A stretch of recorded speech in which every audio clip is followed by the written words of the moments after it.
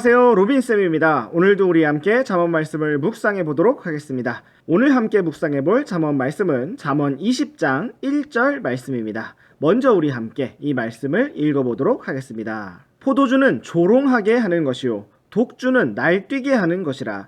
누구든지 그것들로 말미암아 속는 자는 지혜롭지 아니하니라. 네, 오늘도 귀한 주님의 말씀을 살펴보도록 하겠습니다.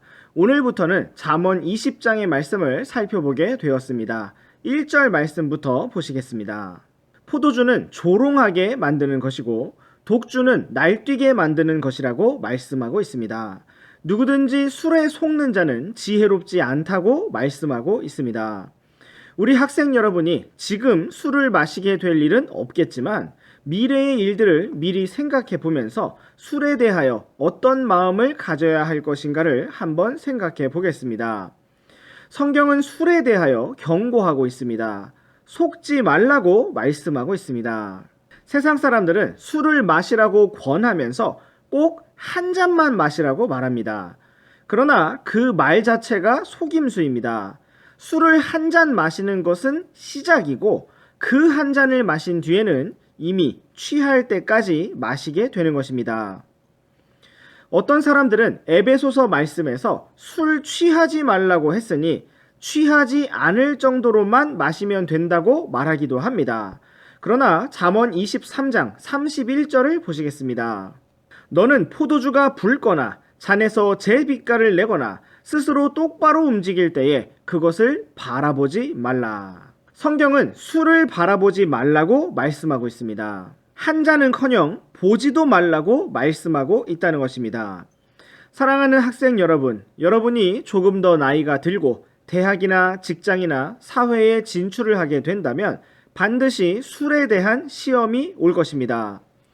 사람들과 잘 어울리기 위해서 한 잔 정도 마시는 것은 괜찮을까요? 사랑하는 학생 여러분, 우리가 사람들과 좋은 관계를 가지고 잘 어울리는 것보다 하나님과 좋은 관계를 가지고 동행하는 것이 훨씬 더 중요합니다. 여러분이 사람들과 어울리면서 한 잔만 마실 수 있을 것이라고 속임을 당하지 않기 원합니다. 이 세상 많은 아빠들이 집에 와서 엄마를 때리고 물건을 집어 던지면서 부수고 아이들을 때리는데 그 이유가 대부분 술이라고 합니다. 술을 안 마시면 좋은 아빠인데 술을 마시면 무서운 폭력을 휘두르는 깡패가 되는 것입니다.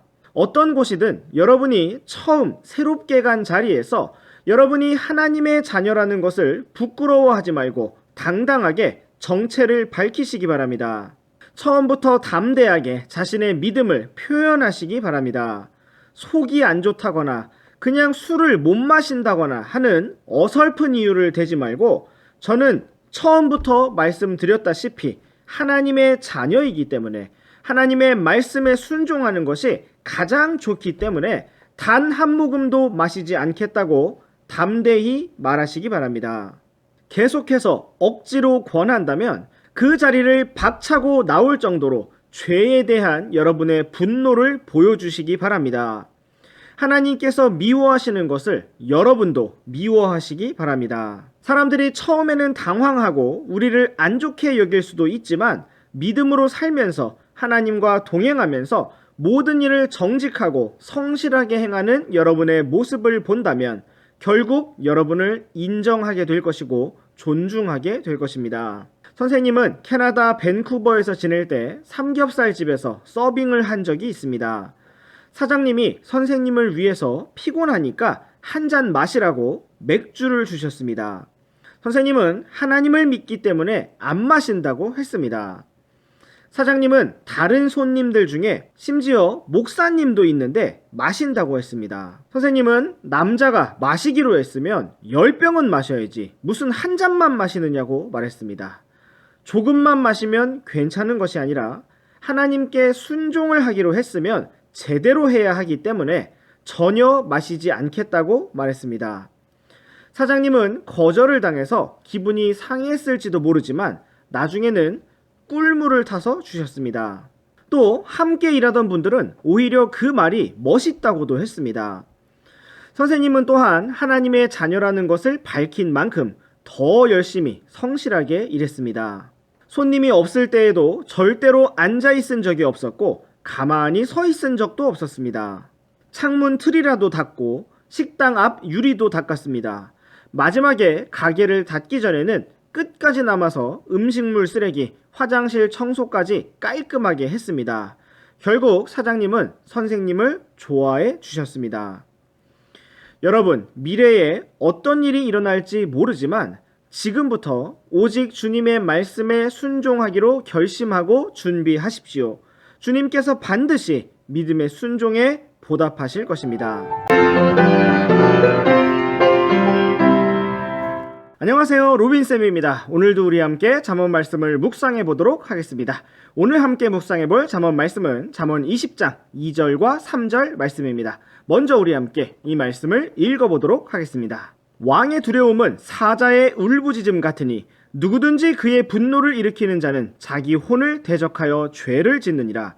사람이 다툼을 그치는 것이 존귀가 되거늘 어리석은 자는 다 참견하고자 하느니라. 네, 오늘도 귀한 주님의 말씀을 살펴보도록 하겠습니다. 잠언 20장 2절 말씀부터 살펴보겠습니다. 왕의 두려움은 사자의 울부짖음 같다고 말씀하고 있습니다. 누구든지 왕의 분노를 일으키는 자는 자기 혼을 대적하여 죄를 짓는 것이라고 말씀하고 있습니다. 여러분, 잠시 선생님과 함께 상상을 해보시기 바랍니다. 우리가 함께 동물원으로 소풍을 갔습니다. 사파리 버스를 타고 맹수들이 있는 지역으로 들어갔습니다. 오른쪽으로 사자들의 무리가 보였습니다. 버스에 탄 사람들은 사자를 보기 위해 다 함께 버스 오른쪽으로 모였습니다. 그런데 갑자기 버스의 왼쪽 바퀴가 돌을 밟고 덜컹거리면서 오른쪽으로 쏠리더니 버스가 오른쪽으로 넘어지고 말았습니다. 버스가 넘어지면서 창문이 깨지고 버스 기사가 넘어지면서 문 열림 장치를 건드리고 말았습니다. 사자들은 어슬렁거리며 다가오더니 버스 문이 열린 곳으로 올라와 버스 안을 내려다보며 으르렁거립니다. 사람들은 저마다 뒤쪽으로 피하려고 난리를 치는 가운데 나는 그만 밀려 넘어지고 말았습니다. 그리고 사자와 눈이 마주쳤습니다. 자, 여러분, 이런 일이 실제로 일어난다면 얼마나 소름 끼치고 두려울까요? 왕의 두려움은 사자의 울부짖음과 같다고 했는데 그것은 곧 죽음에 대한 공포인 것입니다. 살려주세요 라는 말이 순식간에 나올 정도로 무서운 상황인 것입니다. 왕의 분노를 일으키는 자는 곧 죽을 죄를 지은 죄인이 되는 것이고 그 누구에게 죄를 짓는 것 이상으로 다름 아닌 자기를 대적하여 죄를 짓는다고 말씀하고 있습니다. 예수님께서는 우리가 사람을 두려워하지 말고 오직 하나님을 두려워해야 한다고 말씀하셨습니다. 사랑하는 학생 여러분, 여러분이 두려워하는 분은 누구입니까? 교장 선생님이 무서우십니까? 엄마가 무서우십니까? 선생님은 하나님이 가장 두렵습니다. 하나님은 선생님이 사랑하는 선생님의 아내나 자녀들을 순식간에 데려가실 수 있는 분입니다. 또 선생님의 생명도 단숨에 끝낼 수 있는 분입니다. 그래서 선생님은 그 누구보다 하나님이 두렵습니다. 여러분은 어떠십니까? 성경은 주를 두려워하는 것이 지혜의 시작이라고 말씀하고 있습니다. 하나님을 두려워하는 사람은 어리석게 죄를 짓는 선택을 하지 않게 되는 것입니다. 3절 말씀도 보시겠습니다. 사람이 다툼을 그치는 것이 존귀가 된다고 말씀하고 있습니다. 그런데 어리석은 자는 다 참견하고자 한다고 말씀하고 있습니다. 여기서 누가 지혜로운 사람입니까? 다툼을 그치는 사람입니다. 지혜로운 사람이 다툼을 그치는 이유는 그가 이겼기 때문도 아니고 졌기 때문도 아닙니다. 그가 지혜롭기 때문에 다툼을 그치는 것입니다. 그리고 그것은 그의 존귀가 될 것입니다. 어떤 사람들은 싸웠으면 이겨야지 왜 멈추냐고 하면서 그것을 수치라고 말할지도 모릅니다. 그러나 성경은 다툼을 그치는 것이 존귀가 된다고 말씀하고 있습니다. 영어로 보면 honor이라고 되어 있는데 매우 영광스럽고 존경스럽다는 것입니다. 어리석은 자의 특징은 모든 일에 다 참견하고자 한다는 것입니다. 관심을 가지는 것과 참견을 하는 것은 다릅니다. 우리는 친구들의 일에 관심을 가질 필요가 있고 위해서 기도해 줄 필요도 있습니다. 그러나 참견을 하는 것은 지혜로운 일이 아닙니다. 우리 함께 데살로니가 후서 3장 11절을 보시겠습니다. 우리가 들으니 너희 가운데 질서 없이 걸으며 전혀 일하지 아니하고 참견하기만 좋아하는 자들이 더러 있다 하는도다. 디모데전서 5장 13절도 보시겠습니다. 또한 그들은 게으르게 지내는 것을 배워 집에서 집으로 돌아다니고 게으를 뿐 아니라 수다쟁이와 참견하기 좋아하는 자가 되어 자기들이 마땅히 말하지 말아야 할 것들을 말하나니. 이 두 구절에서 남의 일에 참견을 하는 사람의 특징은 무엇일까요? 게으르게 지내고 자기가 해야 할 일은 하지 않는다는 것입니다. 여기에서 참견하기 좋아하는 자는 영어로 busybodies라고 되어 있습니다. 게으른데 바쁘게 다니는 사람들이 바로 참견하기 좋아하는 자들입니다. 그들이 남의 일에 참견을 하는 이유는 너무 부지런해서가 아니라 반대로 게을러서 그렇다는 것입니다. 그러한 사람은 다툼을 일으키는 어리석은 사람입니다. 사랑하는 학생 여러분, 오늘 우리의 관심은 어디에 있습니까? 다른 사람이 무엇을 어떻게 하느냐가 아니라 내가 주님 앞에 어떻게 바르게 걷느냐 하는 것이 우리의 관심이 되기를 원합니다. 주님께서 오늘 우리의 발걸음을 복 주시고 동행하여 주시기를 원합니다.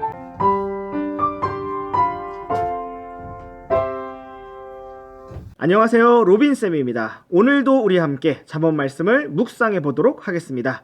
오늘 함께 묵상해 볼 잠언 말씀은 잠언 20장 4절부터 6절까지 말씀입니다. 먼저 우리 함께 이 말씀을 읽어보도록 하겠습니다. 게으른 자는 춥다고 밭을 갈지 아니하리니 그러므로 그가 수확 때에 구걸할지라도 아무것도 얻지 못하리라. 사람의 마음에 있는 계략은 깊은 물 같거니와 명철한 자는 그것을 길어내리로다. 대부분의 사람들이 저마다 자기의 선함을 외치려니와 누가 신실한 사람을 찾을 수 있으리요. 오늘도 귀한 주님의 말씀을 살펴보도록 하겠습니다.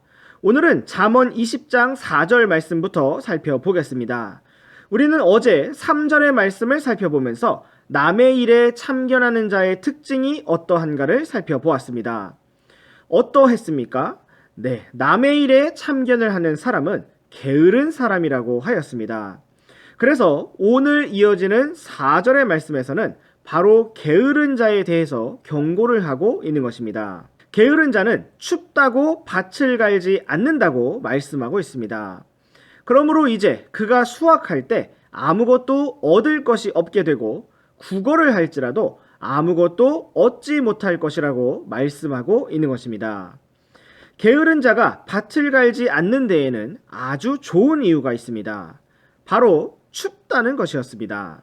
게으른 자는 언제든지 일을 하지 않는 이유를 댈 수 있습니다. 그러나 부지런하고 성실한 사람은 어떨까요? 이유를 댈 수가 없어서 일을 하는 것이 아니고 춥지 않아서 밖에 나와 밭을 가는 것이 아닙니다. 사랑하는 학생 여러분, 우리에게는 언제나 숙제를 못한 핑계가 있습니다. 책을 못 가져가서, 까먹어서, 손님이 오셔서, 갑자기 바쁜 일이 있어서 정말 어쩌다가 못하는 일이 생길 수도 있습니다. 그러나 여러분이 게을러서 하지 않고 그 뒤에 핑계를 대는 것은 하나님께서 아시고 또한 여러분 자신의 양심이 알고 있습니다. 여러분 두려워하십시오. 하나님께서 경고하십니다. 그가 수확 때에 구걸할지라도 아무것도 얻지 못하리라. 왜 나만 못 먹냐고, 왜 나만 모르냐고, 왜 나만 차별당하냐고, 나만 왜 불합격이냐고, 나만 왜 제외되냐고 억울해 할지라도 하나님께서 말씀하실 것입니다. 아무것도 얻지 못할 것을 미리 경고하였지만 너가 게을렀다고 말씀하실 것입니다. 사랑하는 학생 여러분, 이 말씀을 믿고 두려워하신다면 오늘부터 부지런하고 성실한 사람이 되시기를 바랍니다. 추워도 이겨내면서 밭을 갈고, 졸려도 깨어나면서 공부하고, 하기 싫고 힘들어도 끝까지 책임을 완수할 수 있는 여러분들이 다 되시기를 간절히 바랍니다. 이제 5절의 말씀을 살펴보시겠습니다. 사람의 마음에 있는 계략은 깊은 물 같지만 명철한 자는 그것을 길어낸다고 말씀하고 있습니다. 이 말씀도 게으름과 부지런함이라는 주제로 생각해 보겠습니다. 우리들의 마음속에는 여러 가지 생각이 있고 계략이 있습니다. 선생님이 여러분들을 가만히 지켜보면 여러분들 모두 다 참 머리가 좋고 똑똑합니다. 장기를 두거나 체스를 두거나 오목을 두거나 보드게임을 같이 하면서 보면 여러분 정말 계략이 뛰어나고 머리가 좋습니다. 그런데 성경은 깊은 물 같은 계략이 중요한 것이 아니라 그것을 길어 올리는 명철을 더 중요한 것으로 강조하고 있습니다. 이것이 무슨 의미일까요? 바로 부지런하고 성실한 사람만이 마음 깊은 곳에 있는 지혜를 길어 올려서 실제로 시원한 물을 마시게 되고 꿈을 이루게 된다는 것입니다. 우리가 생각으로는 무엇이든지 할 수 있습니다. 마음으로는 대단한 계획들을 세울 수가 있다는 것입니다. 그러나 그것을 정말로 길어 올리는 사람은 명철한 사람입니다. 여기서 명철한 사람은 신실하고 부지런한 사람을 말하는 것입니다. 이어지는 6절의 말씀도 살펴보겠습니다. 대부분의 사람들이 저마다 자기의 선함을 외친다고 말씀하고 있습니다. 정말 그렇습니다. 성경에서도 사람의 길이 자기 눈에는 옳게 보인다고 말씀하고 있습니다. 사람들은 자기가 얼마나 정당하고 올바른지를 외칩니다. 죄를 지은 사람이 책망을 받을 때는 오히려 책망하는 사람에게 사랑이 없다고 책망합니다. 부모님이 화가 나셔서 소리를 지르면 반성을 하는 것이 아니라 육신으로 행하면 안 된다고 속으로 판단하고 있는 것입니다. 6절의 뒷부분을 보십시오. 하나님께서는 누가 신실한 사람을 찾을 수 있을 것인가를 묻고 계십니다. 자기가 얼마나 정당한지를 외치는 것이 중요한 것이 아니라 신실하고 부지런한 삶이 중요하다는 것입니다. 4절부터 6절까지의 말씀을 잘 조합해 보십시오. 우리가 게으른 자라면 우리는 아무것도 얻을 수가 없습니다. 그러나 우리가 신실한 자라면 마음속 깊은 계략을 길어 올릴 수 있을 것입니다.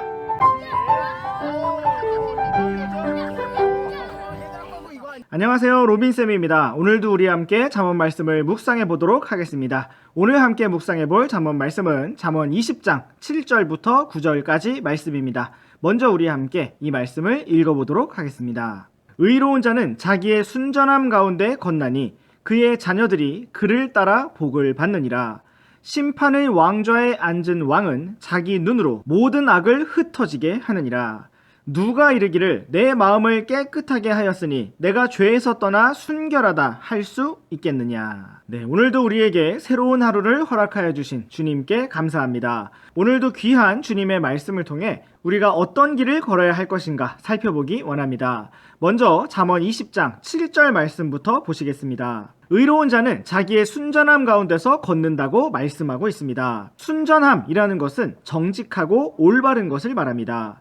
악한 것과 적당히 타협하거나 진리를 물러서지 않고 자신이 알고 확신하는 진리의 길, 옳은 길을 그대로 지속하는 것을 말합니다. 그것이 바로 의로운 자의 길입니다. 의로운 길로 걸어가는 길인 것입니다. 사랑하는 학생 여러분, 우리가 의로운 자로서 순전함의 길을 걸어가기 원합니다. 그렇게 걸으면 무엇이 좋을까요? 계속해서 이어지는 말씀을 보면 그의 자녀들이 그를 따라 복을 받는다고 말씀하고 있습니다. 이 영상을 보는 우리 학생들 중에 아직 어린 초등학생들도 있지만 고등학생들도 있습니다. 진로와 미래의 길을 생각하고 있는 우리 학생들도 한 번쯤은 좋은 아빠, 좋은 엄마가 되고 싶다고 생각한 적이 있을 것입니다. 다른 집에 가서 이런 아빠, 이런 엄마의 모습이 참 좋다고 생각하고 또 어떤 모습의 화목한 가정을 꾸리고 싶은지 생각도 하였을 것입니다. 사랑하는 학생 여러분, 좋은 아빠, 좋은 엄마가 되는 방법은 무엇일까요? 자녀들에게 정말 좋은 것을 주고 복을 줄 수 있는 방법이 무엇일까요? 오늘의 잠언 말씀에서 바로 그 정답을 알려주고 있습니다. 그것은 바로 우리 자신이 부모가 될 여러분이 의로운 자로서 믿음의 길, 순전한 길을 걸어 나가는 것입니다. 여러분, 그 길은 뭔가 거창하고 대단한 길이 아닙니다. 아주 작은 것에서부터 시작하는 것입니다. 성경 암송 구절 한 구절을 외우는 것부터, 예배 노트와 묵상 노트를 성실히 작성하는 것부터, 영어 단어를 꼼꼼히 외우고 주어진 숙제를 성실하게 하는 것부터 시작하는 것입니다. 내 자리를 깨끗하게 정리하고 내 주변에 떨어진 쓰레기를 줍는 것부터 시작하는 것입니다. 사랑하는 학생 여러분, 오늘부터 우리가 의로운 길, 순전한 길을 새롭게 시작하기를 원합니다. 이제 우리 함께 8절 말씀을 보시겠습니다. 심판의 왕좌에 앉은 왕은 자기 눈으로 모든 악을 흩어지게 한다고 말씀하고 있습니다. 잠언 20장 2절 말씀을 보면 왕의 두려움이 사자의 울부짖음과 같다고 말씀하고 있습니다. 또한 잠언 20장 26절을 보면 지혜로운 왕이 사악한 자들을 흩어버린다고 말씀하고 있습니다. 이것은 왕이 심판을 통해 악한 자들을 징벌하는 것을 의미하고 있습니다. 계시록 말씀에 보면 우리 주 예수님께서 다시 오실 때 그분의 눈이 불꽃과 같을 것이라고 말씀하고 있습니다. 맹렬히 불타는 심판자의 눈빛 앞에 감히 눈을 맞추고 설 수 있는 자가 없을 것입니다. 우리가 오늘 의로운 자로서 순전한 길을 걸으면서 이러한 주 예수님, 왕들의 왕께 칭찬을 받는 자들이 되기를 원합니다. 9절 말씀도 보시겠습니다. 성경은 아무도 자기 자신의 마음이 깨끗하고 죄에서 떠나 순결하다고 말할 수가 없다고 말씀하고 있습니다. 우리 잠시 예레미야서 17장 9절 말씀을 보시겠습니다. 마음은 모든 것보다 거짓되고 극도로 사악하니 누가 그것을 알 수 있으리요. 네, 우리나라 속담에도 10길 우물 속은 알아도 한 길 사람 마음 속은 모른다고 하였습니다. 사람의 마음은 모든 것보다 거짓되고 극도로 사악하다고 하나님께서 말씀하고 있습니다. 누가 그것을 알 수 있으리요? 오직 마음을 보시는 하나님만 아실 수 있습니다. 우리 자신도 우리의 마음을 모르는 것입니다. 분명히 잘못한 것이 사실인데 우리의 마음이 진심으로 억울해할 때가 있습니다. 왜 그럴까요? 우리의 마음이 우리 자신을 속였기 때문이고 우리는 스스로 속았기 때문입니다.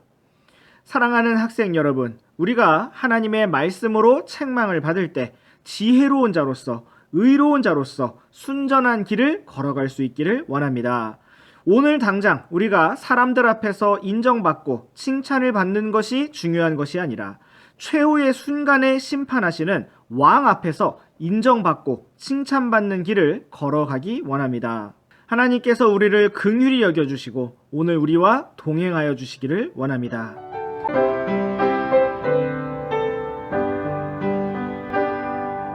안녕하세요, 로빈쌤입니다. 오늘도 우리 함께 잠언 말씀을 묵상해 보도록 하겠습니다.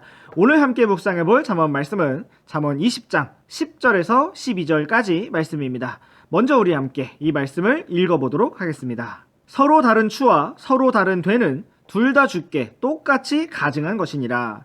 심지어 아이의 경우에도 그가 행한 것들로 그가 한 일이 순수한지 옳은지 알 수 있느니라. 주께서 듣는 귀와 보는 눈 그 둘을 다 만드셨느니라. 네, 오늘도 우리가 살아계신 하나님의 말씀을 통해 오늘 하루를 어떻게 걸어야 할 것인가를 생각해 보기 원합니다. 먼저 우리 함께 10절 말씀부터 보시겠습니다. 서로 다른 추와 서로 다른 되는 둘 다 주께 똑같이 가증하다고 말씀하고 있습니다. 추라는 것은 무게를 재는 물건이고 되라는 것은 양을 재는 물건입니다. 이것이 서로 다르면 정확한 무게를 알 수 없고 정확한 양을 알 수 없습니다. 옛날에 많은 장사꾼들이 이렇게 서로 다른 추와 되를 가지고 다니면서 곡식을 사고 팔 때 무게와 양을 속이기도 하였습니다. 하나님께서는 이러한 속임수를 가증하게 여긴다고 말씀하고 있습니다. 하나님께서 이 말씀을 하신 것은 갑자기 우리들에게 정직하게 곡식 장사를 하라고 하신 것이 아닙니다. 여기에서 추와 되는 무엇인가를 측정하는 저울이며 기준을 말하는 것입니다. 이것을 우리의 실생활에 적용해 보겠습니다. 우리는 각자마다 기준을 가지고 사람들을 측정하고 판단합니다. 그런데 우리가 많은 경우 나 자신에 대해서는 관대하면서 다른 사람에 대해서는 엄격한 것을 보게 됩니다. 내가 잘못하는 것에 대해서는 그럴 수도 있다고 생각하면서 다른 사람이 잘못하는 것에 대해서는 어떻게 그럴 수가 있냐고 말하는 것입니다. 하나님께서는 이것이 가증하다고 말씀하고 있습니다. 우리 함께 마태복음 7장 2절 말씀을 보시겠습니다. 너희가 무슨 판단으로 판단하든 그것대로 판단을 받고 너희가 무슨 척도로 재든 그것대로 너희가 다시 평가를 받으리라. 성경은 우리가 무슨 판단으로 무엇을 판단하였든지 똑같은 추와 되로 판단을 받고 평가를 받을 것이라고 말씀하고 있습니다.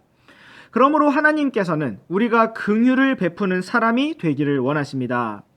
우리가 사람들에게 먼저 긍휼을 베풀면 하나님께서도 우리를 긍휼히 여겨주실 것입니다. 이제 우리 다시 잠언 20장으로 돌아와서 11절 말씀을 살펴보겠습니다. 성경은 심지어 어린아이라도 그가 행한 일들을 보고 순수한지 옳은지 알 수 있다고 말씀하고 있습니다.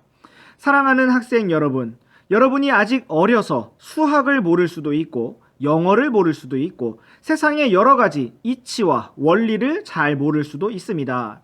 그럼에도 불구하고 성경은 심지어 아이라도 그가 행한 일을 보면 순수한지 옳은지 알 수 있다고 말씀하고 있습니다. 우리가 하나님의 말씀과 양심을 따라 생각한다면 우리의 일들이 어떠한지 알 수 있다는 것입니다.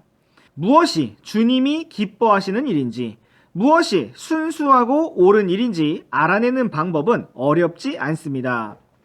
우리가 따를 마음만 있다면 그것은 전혀 어렵지 않습니다.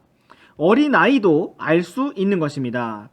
우리의 눈이 가려져서 볼 수가 없게 되고 우리의 귀가 가려져 들을 수 없게 되는 이유는 우리가 알지 않고자 하기 때문인 것입니다. 우리가 알고자 하고 순종하고자 한다면 하나님께서 우리의 길을 분명하게 보여주실 것입니다.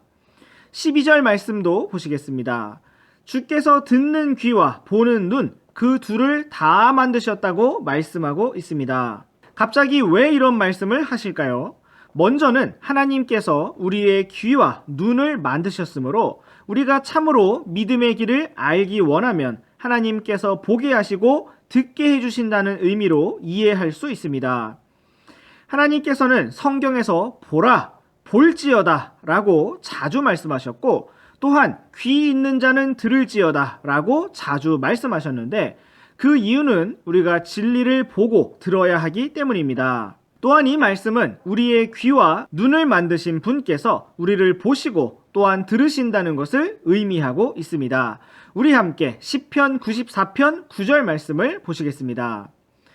귀를 심으신 분께서 듣지 아니하시랴, 눈을 빚으신 분께서 보지 아니하시랴. 이 말씀처럼 하나님께서는 우리의 모든 것을 보시며 우리의 모든 말을 들으십니다. 한 면에서는 위로가 되고 또 한 면에서는 경고가 되는 양날의 검과 같은 말씀입니다. 우리가 오늘 긍휼이라는 공정한 추와 되를 가지고 모든 것을 보시고 들으시는 하나님 앞에서 순수하고 옳은 믿음의 길을 신실하게 걸어가기를 원합니다.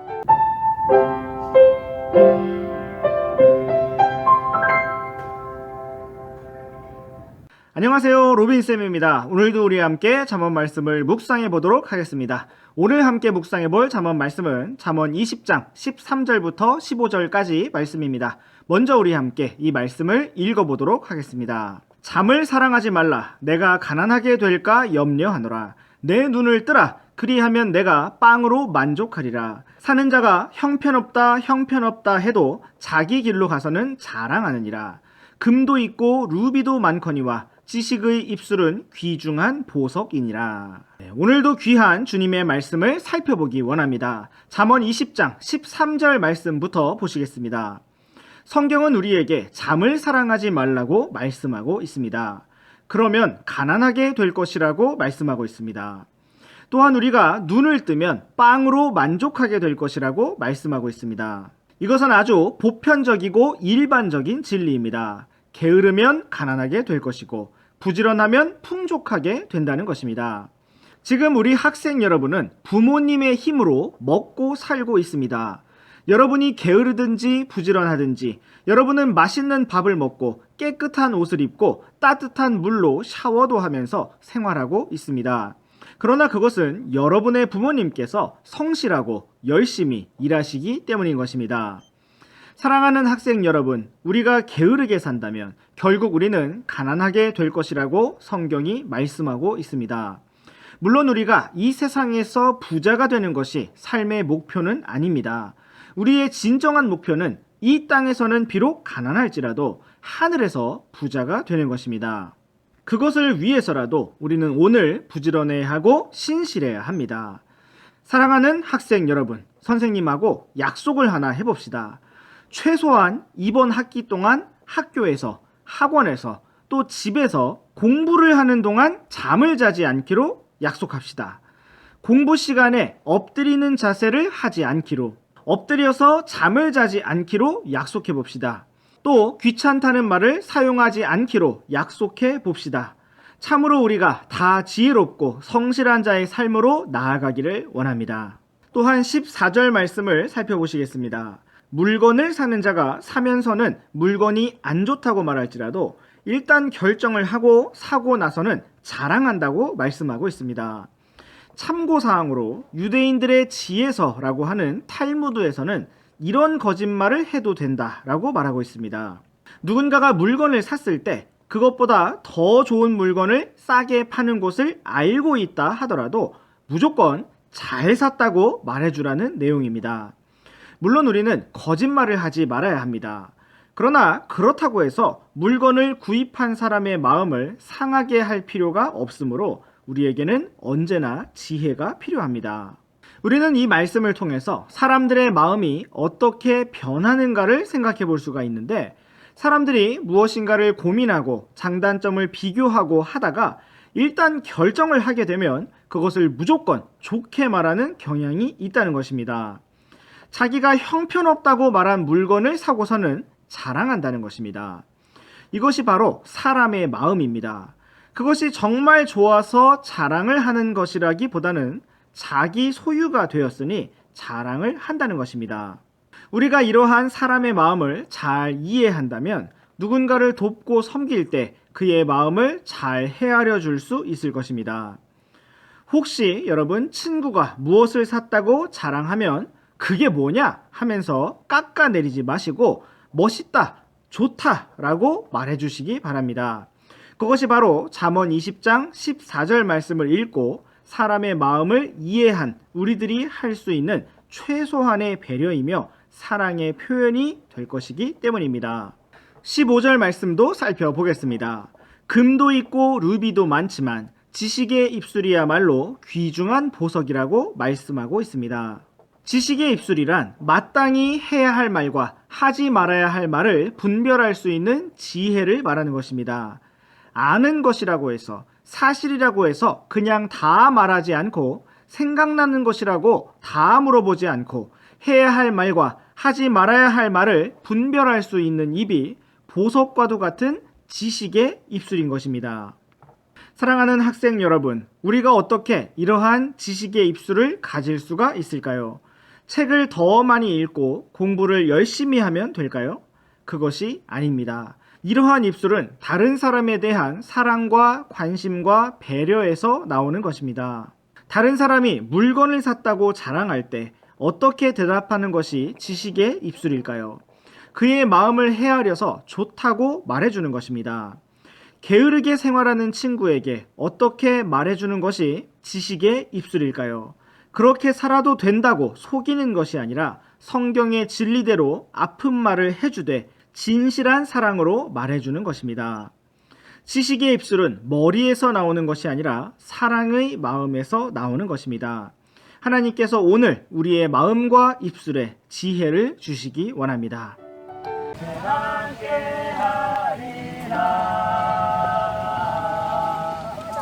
안녕하세요, 로빈쌤입니다. 오늘도 우리 함께 잠언 말씀을 묵상해 보도록 하겠습니다. 오늘 함께 묵상해 볼 잠언 말씀은 잠언 20장 16절부터 18절까지 말씀입니다. 먼저 우리 함께 이 말씀을 읽어보도록 하겠습니다. 낯선 자를 위해 보증을 선 자의 옷을 취하고 낯선 여자를 위해 보증을 선 자에게서 담보물을 취하라. 속여서 얻은 빵이 사람에게 달지만 나중에는 그의 입이 자갈로 가득하리라. 모든 목적한 바가 의논함으로 굳게 세워지나니 좋은 충고를 가지고 전쟁할지니라. 네, 오늘도 살아계신 하나님께서 우리 각자에게 말씀해 주시기 원합니다. 성경은 낯선 자를 위해 보증을 선 자의 옷을 취하고 낯선 여자를 위해 보증을 선 자에게서 담보물을 취하라고 말씀하고 있습니다. 우리가 앞에서 살펴본 잠언의 말씀들에서는 우리가 보증을 서지 말아야 한다는 것을 말씀하셨습니다. 네, 여러분 기억하십니까? 성경은 우리가 절대로 보증을 서지 말아야 한다고 말씀하고 있습니다. 우리가 형제를 돕고자 한다면 차라리 가지고 있는 돈을 갚지 말고 다 쓰라고 주는 것이 낫습니다. 우리는 가지지 않고 우리에게 없는 것에 대하여 다른 사람에게 줄 수 없고 보증을 설 수도 없습니다. 그것은 나만이 아니라 나를 사랑하는 모든 이들을 함께 괴롭게 만들고 함께 망하는 위험한 길이기 때문입니다. 오늘의 16절 말씀에서는 우리가 빌려주는 자의 입장이 되었을 때를 말씀하고 있습니다. 누군가가 내 앞에서 잘 알지도 못하는 낯선 자를 위해 보증을 서게 된다면 반드시 담보물을 취하라고 말씀하고 있는 것입니다. 왜 그럴까요? 낯선 자는 보증인을 남겨두고 도망갈 것이기 때문입니다.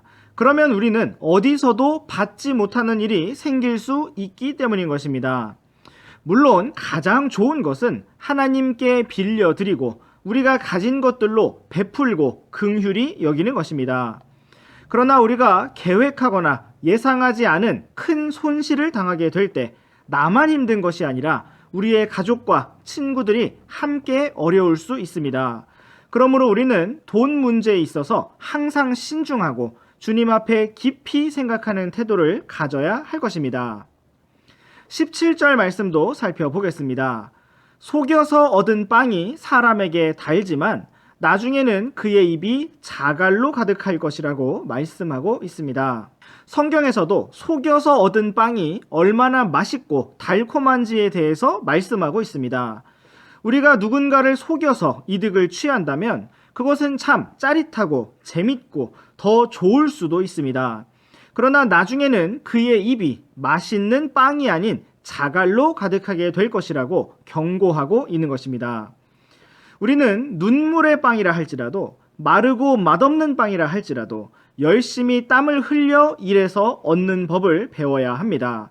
그래야 나중에는 더 좋고 맛있는 음식으로 즐거워할 수 있기 때문인 것입니다. 사랑하는 학생 여러분, 우리는 거짓되고 쉬운 길을 찾아가는 사람들이 아닙니다. 이 세상에는 약간의 속임수만 사용하면 돈도 아끼고 이득도 얻을 수 있는 방법이 많이 있습니다. 그러나 하나님께서는 우리가 손해를 볼지라도 정직하고 바르게 살기를 원하십니다. 우리는 속여서 얻는 달콤한 빵의 유혹에 속지 말아야 합니다. 오늘 우리가 바라는 것은 이 땅에서의 유익이 아니라 하늘에서 얻을 영광과 보물이라는 것을 기억하기 원합니다. 이제 18절 말씀도 보시겠습니다. 모든 목적한 바가 의논함으로 굳게 세워진다고 말씀하고 있습니다. 그러므로 우리에게 좋은 충고를 가지고 전쟁하여야 한다고 말씀하고 있습니다. 우리의 삶은 치열한 전쟁터입니다. 우리는 항상 마귀를 대적하여 전쟁하고 있고 그 무엇보다 나 자신과의 전쟁이 정말 치열합니다. 선생님도 살과의 전쟁을 치르면서 가능하면 간식을 먹지 않으려고 하지만 그 전쟁이 정말 치열합니다. 여러분도 공부를 해야 한다는 마음과 놀고 싶은 마음이 늘 치열하게 싸울 것입니다. 또한 여러 가지 계획과 목적과 실행 속에 크고 작은 어려움들이 있고 실패가 있고 좌절이 있는 것을 보게 됩니다. 그러할 때 성경은 전쟁의 승패가 좋은 충고와 의논함에 달려 있다고 말씀하고 있습니다. 우리가 어떤 길을 고민하고 계획할 때 우리에게 필요한 것은 나를 사랑하는 사람들, 하나님과 가까이 동행하는 사람들의 조언과 충고입니다. 때로는 그들의 충고가 내 마음에 들지 않을 수도 있고 내 생각과 다를 수도 있습니다. 그러나 성경은 조언자가 많으면 안전하다고 말씀하고 있습니다. 그러므로 우리는 겸손하게 많은 분들의 조언을 듣고 충고를 들을 필요가 있습니다. 그것이 안전하고 좋은 길이기 때문입니다. 주님께서 오늘도 우리의 발걸음을 붙들어 주시고 우리와 동행하여 주시기를 원합니다.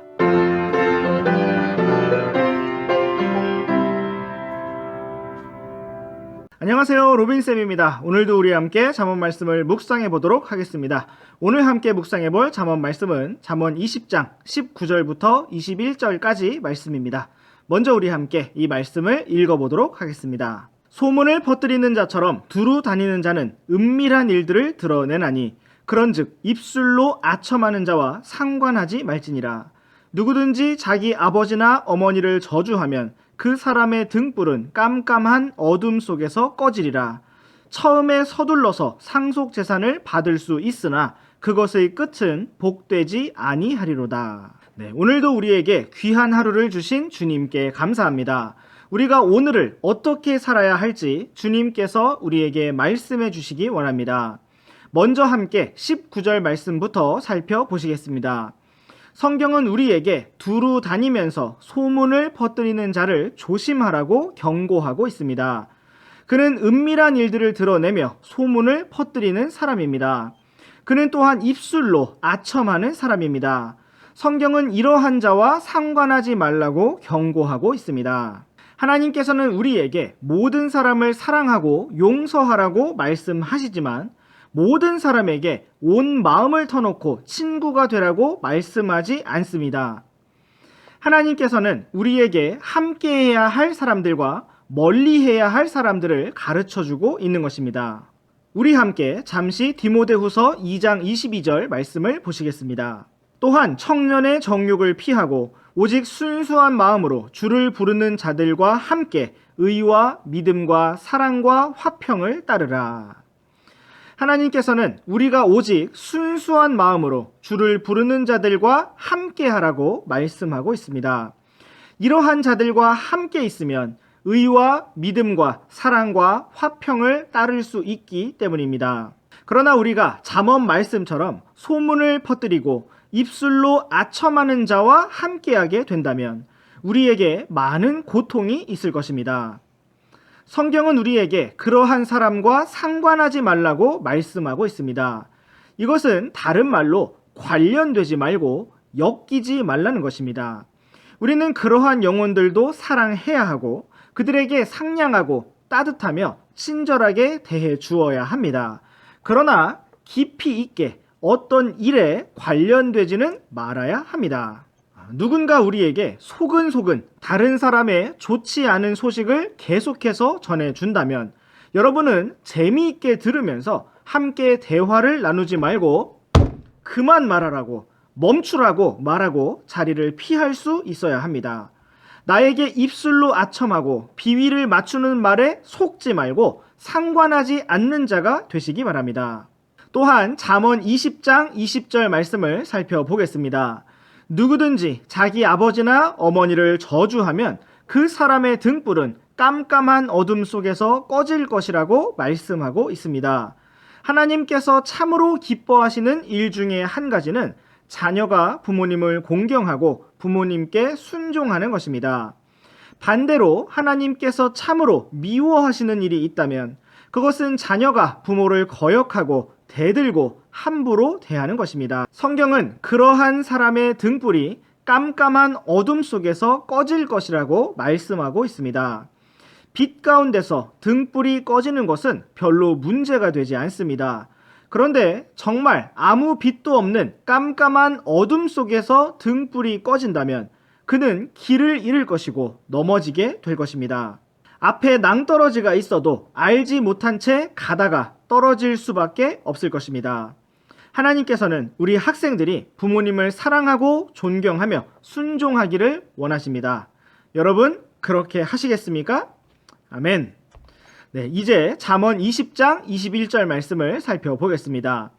처음에 서둘러서 상속 재산을 받을 수 있으나 그것의 끝은 복되지 않는다고 말씀하고 있습니다. 상속 재산이라는 것은 부모님께서 돌아가실 때 이 땅에 남게 될 재산을 물려받는 것을 말합니다. 그런데 어떤 사람들은 부모님이 아직 살아계실 때 상속 재산을 받기도 합니다. 우리가 잘 아는 탕자의 비유에서도 둘째 아들이 그러한 것을 우리가 볼 수 있습니다. 그것이 당장에는 좋은 일이 될 수도 있지만 그것의 끝은 복되지 않다고 말씀하고 있습니다. 하나님께서는 우리가 당장 눈앞의 일만 보는 사람이 아니라 끝까지 멀리 볼 수 있는 사람이 되기를 원하십니다. 개미와 배짱이의 이야기에서 배짱이가 여름에는 즐거웠을지 모르지만 겨울에는 결국 얼어 죽고 만 것처럼 당장 눈앞의 유익만 추구하는 사람은 끝에 가서 복되지 않습니다.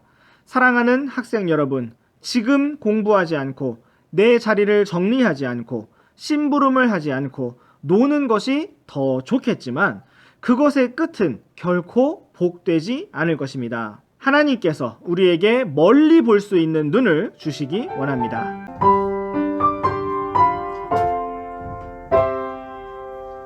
안녕하세요, 로빈쌤입니다. 오늘도 우리와 함께 잠언 말씀을 묵상해 보도록 하겠습니다.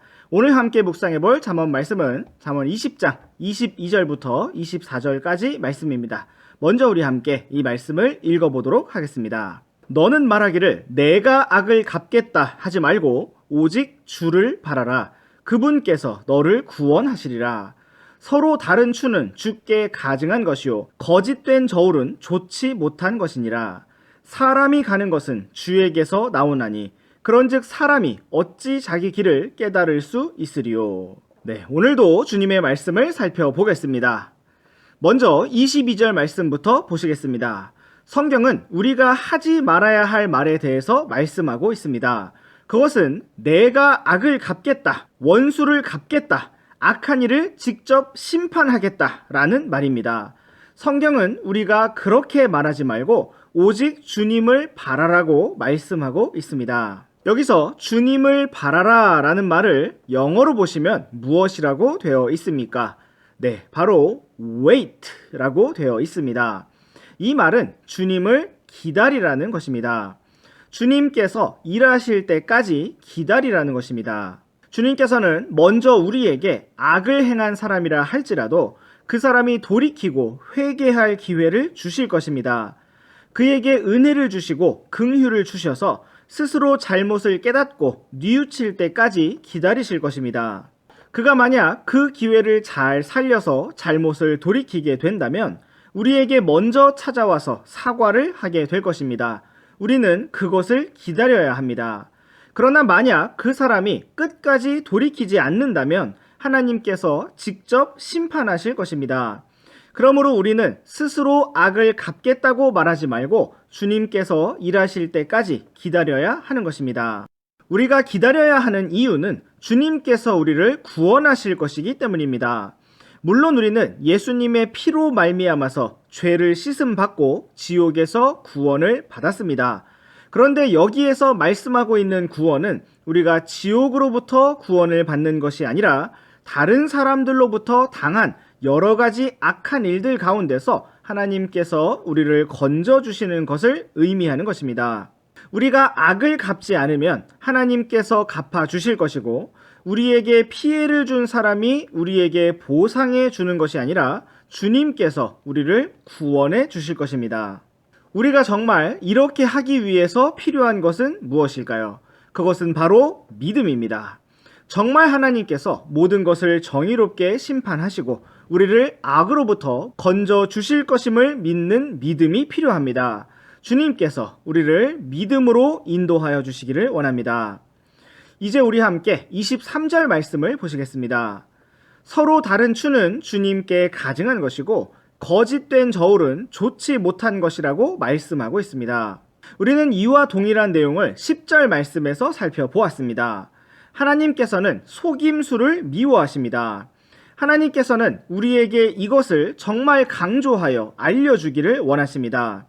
그래서 2번이나 반복하고 계신 것입니다. 우리가 오늘도 다시 한번 정직하게 바르게 살 것을 마음으로 결정하고 다짐하기를 원합니다. 이제 우리 함께 24절 말씀을 보시겠습니다. 사람이 길을 가는 것이 주님께로부터 나오기 때문에 사람이 자기 길을 깨달을 수 없다고 말씀하고 있습니다. 사람들이 인생을 살아가면서 가장 궁금해하는 일 중에 하나는 바로 이런 것입니다. 왜 나에게 이런 일이 생기지? 내가 계획한 것이 있고, 내가 기대한 것이 있고, 내가 생각한 것이 있는데 왜 이런 일이 생기는가가 너무나 궁금하고 이해하기 힘든 것입니다. 성경은 사람이 그것을 깨달을 수 없다고 말씀하고 있습니다. 그 이유는 무엇입니까? 사람이 길을 가는 것이 주님께로부터 나오기 때문입니다. 우리에게 중요한 것은 무엇일까요? 주님께서 주신 상황에 불평하고 하나님을 대적하는 것이 아니라 하나님께서 주신 모든 일에 감사하며 순종하는 것입니다. 요셉은 형들에 의해 이집트로 팔려갔습니다. 다윗은 사울 왕 때문에 도망을 다녀야만 했습니다.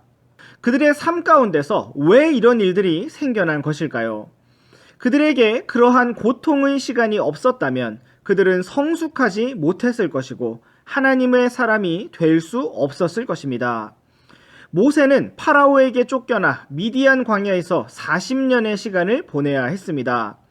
사도 바울은 평생토록 건강으로 인해 고통을 당해야 했습니다.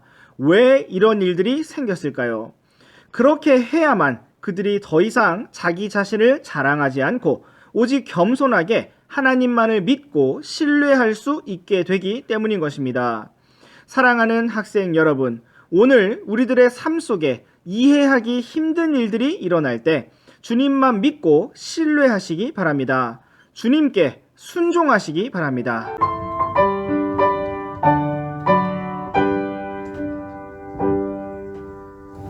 안녕하세요, 로빈쌤입니다. 오늘도 우리 함께 잠언 말씀을 묵상해 보도록 하겠습니다. 오늘 함께 묵상해 볼 잠언 말씀은 잠언 20장 25절부터 27절까지 말씀입니다. 먼저 우리 함께 이 말씀을 읽어보도록 하겠습니다. 거룩한 것을 삼키는 자에게는 서원을 한 뒤에 물어보는 것이 올무가 되느니라. 지혜로운 왕은 사악한 자들을 흩으며 그들 위로 바퀴를 가져오느니라.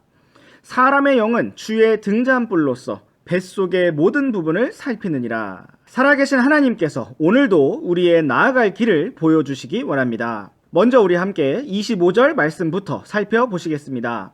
거룩한 것을 삼키는 자에게는 서원을 한 뒤에 물어보는 것이 올무가 된다고 말씀하고 있습니다. 거룩한 것을 삼키는 자라는 것은 쉽게 말해서 하나님의 말씀을 거역하는 사람을 말합니다. 또한 서원을 한다는 것은 하나님 앞에서 약속을 하는 것을 말합니다. 그런데 사람이 약속을 하려면 먼저 물어보는 것이 맞습니다. 부모님께 물어보든 주변 사람들에게 물어보든 자기가 무슨 약속을 어떻게 할 것인지 구체적으로 물어보고 잘 아는 것이 중요합니다. 그런데 어리석은 사람은 잘 알지도 못하고 약속을 하게 되는 것입니다. 성경은 그러한 사람이 올무에 걸릴 것이라고 말씀하고 있습니다. 올무라는 것은 사냥꾼이 사용하는 덫을 말하는 것입니다. 우리는 하나님께나 사람들에게 무엇인가를 약속하기 전에 자신이 무엇을 어떻게 확실히 할 수 있는지 물어보고 정확히 한 다음에 꼭 지킬 수 있는 약속을 해야 합니다. 그리고 약속한 것이 있다면 반드시 지켜야 합니다. 주님께서 오늘도 우리의 마음을 신중함과 지혜로 인도해 주시기 원합니다. 이제 우리 함께 26절 말씀을 보시겠습니다. 지혜로운 왕은 사악한 자들을 흩으며 그들 위로 바퀴를 가져온다고 말씀하고 있습니다. 이 말씀은 지혜로운 왕이 사악한 자들을 심판한다는 것을 의미하고 있습니다. 사악한 자들을 흩어버린다는 것은 그들의 세력을 약화시키고 무너뜨리는 것을 의미합니다. 그들 위로 바퀴를 가져온다는 것은 당시 농부들이 알곡과 껍질을 분리하는 타작마당에서 사용한 수레바퀴를 가리키는데 이것은 사악한 자들 위에 타작하는 바퀴를 돌려서 그들을 구별해 내는 것을 의미하는 것입니다. 이처럼 하나님께서는 지혜롭고 정의롭게 심판하시는 왕이십니다. 오늘날 하나님께서는 사람들에게 긍휼을 베푸시고 기다려 주시지만 심판의 날이 오게 될 때 아무도 피할 수 없을 것입니다. 사랑하는 학생 여러분, 우리가 사람의 눈을 살피며 살아가는 것이 아니라 오직 하나님을 바라보며 살아가는 귀한 하루를 보내기 원합니다. 이제 우리 함께 27절 말씀을 보시겠습니다. 사람의 영은 주의 등잔불로서 뱃속의 모든 부분을 살핀다고 말씀하고 있습니다. 처음에 하나님께서 사람을 창조하실 때 먼저 땅의 흙으로 사람의 몸을 지으셨고 사람의 콧구멍에 생명의 숨을 불어 넣으셨습니다. 여기서 하나님께서 불어 넣으신 생명의 숨이 바로 영입니다. 히브리어에서는 숨이라는 말과 영이라는 말이 똑같이 루아흐라는 단어입니다. 하나님께서 불어 넣으신 생명의 영과 사람의 몸이 만났을 때 사람은 살아있는 혼으로서 탄생되었던 것입니다. 사람의 혼은 모든 것을 생각하고 결정하는 사람 자신을 말합니다. 사람의 몸은 이 세상의 모든 물질을 보고, 듣고, 만지고, 느끼는 우리 자신의 한 부분입니다. 또한 사람의 영은 하나님과 만나서 교제하는 우리 자신의 한 부분입니다. 이렇게 사람은 세 부분으로 된 존재입니다. 그런데 사람이 죄를 짓고 타락하면서 사람의 영에 문제가 생겼고 하나님과의 교제가 끊어지게 되었던 것입니다. 그럼에도 불구하고 사람의 영은 아주 최소한의 기능을 여전히 담당하게 되었는데 그것이 바로 양심입니다. 우리가 예수님을 믿고 구원을 받게 될 때 성경은 우리의 영이 다시 태어난다, 거듭난다고 표현을 하고 있는데 이것은 하나님과 만나고 교제할 수 있는 사람의 한 부분인 영이 다시 생명을 얻고 회복되는 것을 의미하는 것입니다. 그러므로 구원을 받은 하나님의 자녀의 양심은 세상 사람의 양심보다 훨씬 더 민감하고 예민한 것을 볼 수가 있습니다. 그리고 오늘의 잠언 20장 27절 말씀처럼 주의 등잔불로서 마음에 빛을 주며 뱃속의 모든 부분을 살피게 되는 것입니다. 사랑하는 학생 여러분, 오늘 하루 생활하시면서 내 안에 계시는 성령님께서 나의 영을 통해 무엇이라고 말씀하시는지 주의 깊게 들어보시기 바랍니다. 우리가 무슨 말을 하고 무슨 행동을 한 뒤에 주님께서 과연 그것을 기뻐하며 칭찬을 하시는지 아니면 슬퍼하시며 책망을 하시는지 주의 깊게 살펴보시기 바랍니다. 우리가 육신의 감각에 예민하기보다 영의 감각을 단련하는 사람들이 되기를 원합니다.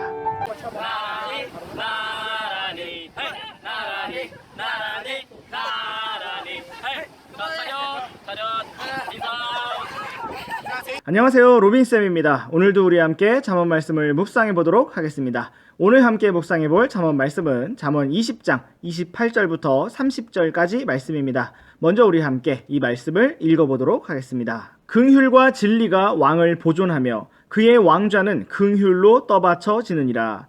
젊은 자들의 영광은 그들의 힘이요 늙은 자들의 아름다움은 흰머리니라. 파랗게 멍든 상처는 악을 깨끗이 없애나니 이와 같이 채찍도 뱃속의 여러 부분을 깨끗하게 하느니라. 주님께서 오늘도 우리에게 말씀해 주시기 원합니다.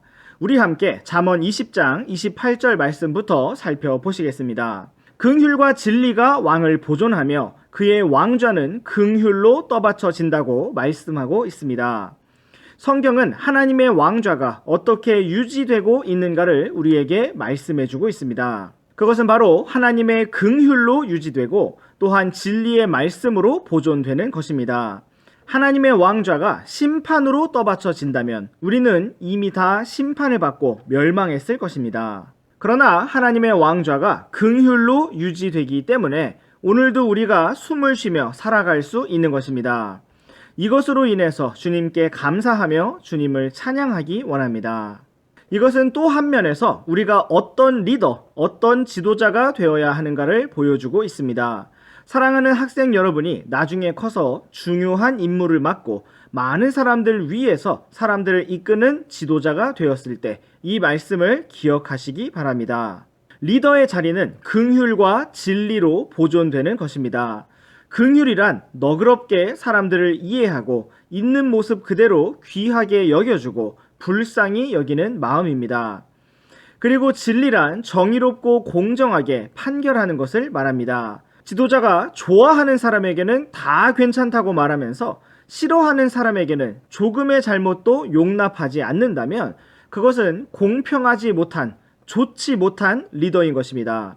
사랑하는 학생 여러분, 다들 커서 중요하고 좋은 자리에 자리를 잡으시기 원하고 지도자가 되었을 때 긍휼과 진리의 리더가 되시기를 바랍니다. 이제 29절 말씀을 살펴보겠습니다. 젊은 자들의 영광은 그들의 힘이요 늙은 자들의 아름다움은 흰머리라고 말씀하고 있습니다. 젊은 사람들에게는 힘이 있습니다. 여기 있는 우리 남학생들이 나중에 청년이 되면 선생님에게 팔씨름도 이기고 힘도 더 세질 것입니다. 또 우리 여학생들도 이미 선생님보다 더 세지만 더욱더 전투력이 강해질 것입니다. 성경은 젊은 자들의 영광이 그들의 힘이라고 말씀하고 있습니다. 젊은 사람들이 무엇을 자랑하고 무엇을 영광스럽게 여길 수 있는가? 바로 자기의 힘이라는 것입니다. 사랑하는 학생 여러분, 그럼에도 불구하고 우리는 오직 주님만을 자랑하는 사람이 되기를 원합니다. 사랑하는 학생 여러분, 조금 더 커서 청년이 되었을 때 그 힘을 오직 주님을 위해서 넘치게 사용하시기를 바랍니다. 그리고 정말 이제 주님 앞에 갔을 때 그 힘을 사용한 수고를 가지고 주님 앞에서 영원한 영광으로 바꾸시기 바랍니다. 이제 우리 잠시 잠언 16장 31절 말씀을 보시겠습니다. 흰 머리를 의의 길에서 얻으면 그것은 영광의 관이 되느니라. 사랑하는 학생 여러분, 이 말씀과 같이 지금 어릴 적 순간부터 여러분의 머리가 흰 머리가 되고 여러분이 할아버지 할머니가 되는 그 순간까지 의의 길에서 벗어나지 말고 끝까지 걸어가시기 바랍니다. 의의 길에서 얻은 흰머리는 영광의 관이 될 것입니다. 선생님도 지금은 아빠지만 언젠가는 할아버지가 될 텐데 의의 길에서 끝까지 신실하게 가다가 흰머리가 되기를 원합니다. 그리고 주님 앞에 섰을 때 영광의 관을 쓰기를 원합니다. 자, 이제 우리 다시 잠언 20장으로 돌아와서 마지막 31절 말씀을 보시겠습니다. 우리가 어떻게 흰머리가 되도록 의의 길에서 걸어갈 수 있을까요? 성경은 파랗게 멍든 상처가 악을 깨끗이 없앤다고 말씀하고 있습니다. 이와 같이 채찍도 뱃속의 여러 부분을 깨끗하게 한다고 말씀하고 있습니다. 사랑하는 학생 여러분, 이 말씀은 절대 폭력에 대해서 말씀하고 있는 것이 아니라 부모님과 선생님으로부터 오는 사랑의 매를 말하고 있는 것입니다. 성경은 이러한 회초리가 여러분을 지혜롭고 정결하게 만들어 준다고 말씀하고 있는 것입니다. 파랗게 멍들도록 매를 맞은 상처가 악을 깨끗이 없앤다고 말씀하고 있는 것입니다. 여러분이 멍들 때 부모님의 마음은 찢어집니다. 주님께서 오늘 우리를 책망하실 때 우리가 지혜롭게 얼른 돌이키고 얼른 고치면서 그렇게 의의 길로 순종의 길로 걸어가기를 원합니다. 네, 오늘의 잠언 묵상은 여기까지입니다. 우리 다음 시간에도 계속해서 잠언 말씀 묵상해 보도록 하겠습니다. 그럼 안녕.